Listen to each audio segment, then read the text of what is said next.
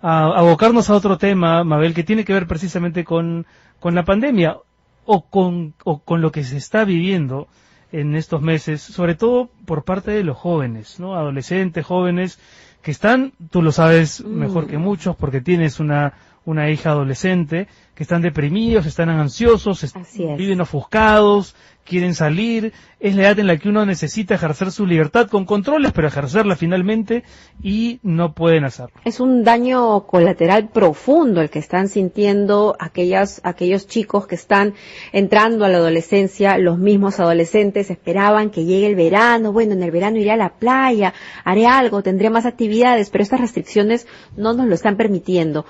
¿Cómo hacemos para darle ese soporte emocional y para que los muchachos comprendan este trance? Pues vamos a hablar con José Orlando Canchis. Él es psicoterapeuta, especialista en niños y adolescentes del Instituto Nacional de Salud Mental. Muy buenas noches, doctor Canchis. ¿Qué tal? ¿Cómo está, doctor? Mucho gusto. ¿Cuáles son los consejos, doctor? Porque la adolescencia es una etapa muy complicada, en donde uno dice, bueno, yo quiero darle soporte emocional a mi hijo, a mi hija, pero el hijo o la hija no quiere saber nada del padre muchas veces, precisamente porque está en esta situación de adolescente. Correcto. Bueno, y si partimos como tú mencionas, la adolescencia es un momento único en la vida, por el intenso desarrollo biológico, físico, social, y básicamente puede entenderse como la etapa de transición entre la infancia y el inicio de la vida adulta, ¿no? En la cual se van a alcanzar algunos hitos, el desarrollo de la identidad, digamos, el desarrollo afectivo, sexual, y en fin, una serie de cambios que van a tener una connotación también socioemocional, que se quieren tener de esta manera. Entonces, este impacto que tenemos actualmente de la pandemia es un sello definitivo, por decirlo de alguna forma, porque ya que no solamente les está arrebatando a los chicos pues grabaciones, excursiones, el verano, como mencionas, fiestas, enamoramientos, torneos deportivos, representaciones artísticas, sino que también va a invalidar, ¿no?, aspectos relevantes del desarrollo, básicamente como el énfasis en la construcción de la personalidad, y posiblemente los exponga a riesgos que no estamos calculando claramente, como el uso de las tecnologías, como bien lo dice Renato. Cuando no se conducen adecuadamente, cuando no se supervisan adecuadamente, deberían traer consigo pues, una serie de dificultades. Correcto. Entonces, sí, definitivamente sí es bastante difícil hablar acerca de cómo darle el soporte a los adolescentes, debido a que existe una historia de fondo. No solamente hablamos de un adolescente que está en una situación de pandemia y dice, a ver, me siento aburrido por todo lo que está pasando, como que ni siquiera los memes ya me llegan a alegrar, los videos graciosos de TikTok, sino que ya necesitan algo más, ¿no? Y ese algo más muchas veces los padres simplemente lo dejan pasar por alto. Ahora, doctor, claro, lo que le iba a pedir un poco también en sintonía con la pregunta de Mabel es, ¿qué ideas usted compartiría con los padres que nos están escuchando ahora, que tienen hijos adolescentes y que no tienen idea de qué hacer en estas vacaciones, ¿no? Las vacaciones útiles de toda la vida hoy resultan impracticables, ¿no? Antes a uno lo metían, no sé, a clases de computación, algún deporte, para que haga algo útil, para que no esté metido en la casa. Hoy, ¿qué hacemos con los adolescentes? Una pregunta muy buena, pero como ya lo podemos ir entendiendo, esto tiene un trasfondo de vínculo. Yo le puedo proponer a mi hijo, ¿sabes qué? Porque te lo digo porque pues tengo chicos que están haciendo deporte virtual. Es un poco interesante esto porque tengo chicos que hacen baloncesto virtual. Y bueno, como también hay otros que rehuyen de estas tecnologías porque no lo sienten igual. Pero el gran problema digamos, va a presentarse en la medida que no se llega a saber realmente cuál es la necesidad que tiene, en este caso, el niño o el adolescente. Porque los padres generalmente están distanciados de ellos y no los invitan a conversar acerca de las emociones. Se tiende a pensar que, pues, quizás el chico que presenta más tristeza podría estar mal, pero hoy en día sabemos que eso no necesariamente es así. El silencio también es un indicador de que algo podría estar sucediendo.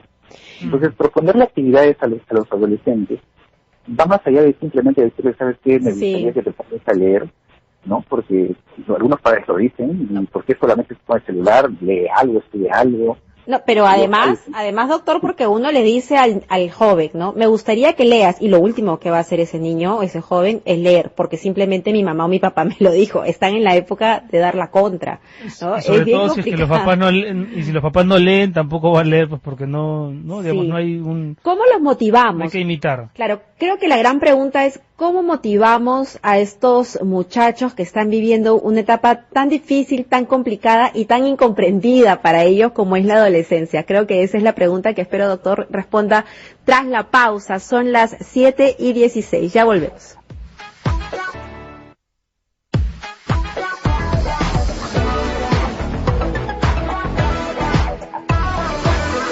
No estás sola, ten paciencia y verás. No estás sola. Paciencia es lo que necesitamos los padres a veces cuando tenemos hijos adolescentes, porque hemos sido adolescentes también, Renato, y yo no sé tú, pero yo no fui nada fácil.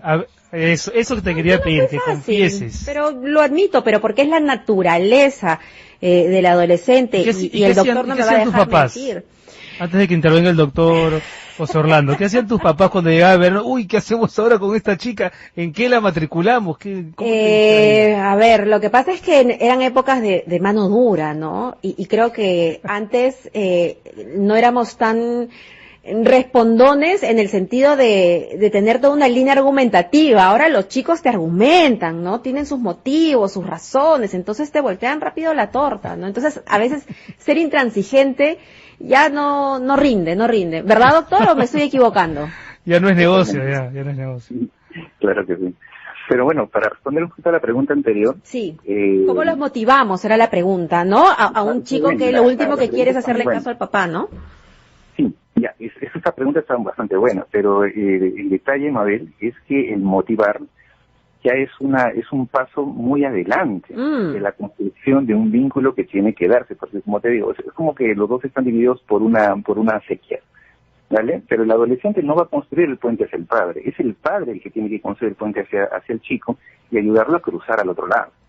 Por eso, la motivación, desde mi punto de vista, es algo que se va a tener que dar como resultado de un proceso, donde tenemos que de alguna forma acercarnos a los chicos, reconocer los cambios en su humor, en su comportamiento, saber qué es lo que le produce ansiedad, porque entendemos que la pandemia trae consigo pues una serie de características, de un impacto interesante en el estado del ánimo y todo lo demás, pero en cierto modo, a veces existe un descuido en cuanto al conocimiento de qué es lo que podría estar angustiando al adolescente, ¿no? Es como que yo como adulto me preocupo de la familia, me preocupo de la economía, y bueno, y tú solamente te tienes que preocupar de estudiar, pero estamos hablando de un estudio virtual que generalmente también ha traído un estrago consigo.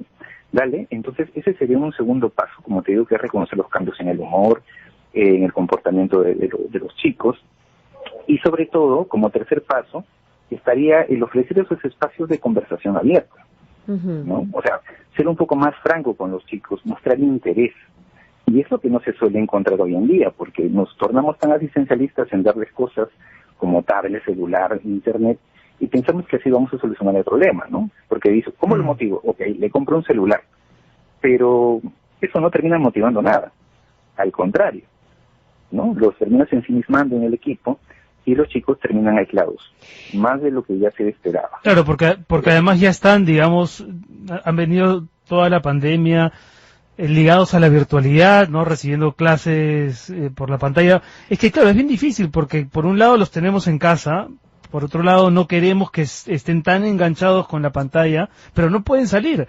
Entonces, ¿qué salidas nos quedan? De verdad que son muy pocas. Claro, pero como te digo, la salida viene por la construcción de ese puente que te permita llegar al chico.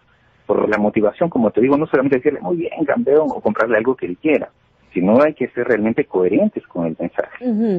Y en ese sentido, es decir, oye, ya tú motívate, o todos juntos motivémonos, papá, mamá, hermanos, hagamos alguna actividad familiar en la que todos nos involucremos. Justamente a eso quería llegar, porque el cuarto punto tendría que ver con pasar tiempo en familia, pero recuerda que al estar todos confinados en la misma casa, hay conflictos que van a tomar relevancia. ¿Me entiendes? Porque las investigaciones dicen que en este tema de la pandemia siempre va a ser importante contar con alguien que tenga cierta estabilidad emocional. Pero si hablamos de estabilidad emocional en las familias peruanas, probablemente vayamos a encontrar un índice bastante preocupante. Correcto, entonces estos conflictos que se van a suscitar por la proximidad, porque hay muchas familias que funcionan mejor cuando no se ven mucho, ahora todos están, digamos, conglomerados, y eso hace más complejo todavía este panorama, porque no se espera que el adolescente, según los adultos, porque es una visión adulta, no se espera que ellos no cumplan con lo que deberían. Nosotros sabemos que la adolescencia es una etapa difícil, definitivamente que sí, pero como que hoy en día, te digo, la visión es, pero si solamente tienes que estudiar, y encima todo lo tienes en la casa, o sea, no tienes que salir, no te tienes que despertar para ir al colegio, entonces tendrías que portarte bien, tendrías que hacer las cosas bien, ¿me entiendes? Pero pues este adolescente ha sufrido un impacto brutal sobre su rutina, como habitualmente la tenía establecida. Entonces es correcto lo que tú mencionas, Mabel, con respecto al uso de estos espacios quizás lúdicos en juegos de mesa, pero date cuenta que ese juego de mesa no forma parte de un hábito usual, porque ahora todo se ha convertido en virtual. Es verdad, es verdad. Pero yo sí me he dado cuenta que los motiva muchísimo, ¿no? El compartir con hacer cosas en la familia, ¿no? Sí, y es gracioso porque cuando se acaba la actividad, otra vez, se apagan como una velita. No, y tal vez, y por ahí darles, y por ahí, no sé, estoy especulando, pero darles, no sé si la palabra es una responsabilidad, pero alguna tarea que quizá en otras circunstancias no se la darías por ser muy joven, pero para que se sienta un poco más integrado las decisiones de los adultos de la casa. Claro, pero... No sé si eso es muy riesgoso, doctor. No me parecería mal en realidad, porque si hablamos de actividades, de tareas como hacerse cargo de su espacio, hacerse cargo de sus cosas, colaborar en alguna actividad específica de la casa, claro, evaluando el riesgo y las características de la tarea, evidentemente, pero sí sería importante que el adulto como se dice, lo vincule en la tarea, o sea, vamos a hacerlo juntos, no es un hazlo porque tienes que hacerlo, ¿no? Es verdad, y creo que si bien no hay, a ver, usted nos ha dado pasos a seguir, pero cada familia conoce su dinámica y tiene su propia realidad, ¿no? Es un universo pequeño y los padres ahí es donde tienen que encontrar qué método les sirve mejor. Estamos totalmente de acuerdo en ese aspecto, solamente que yo para responder a la pregunta de cómo llego a la motivación, es una construcción. Sí, por supuesto.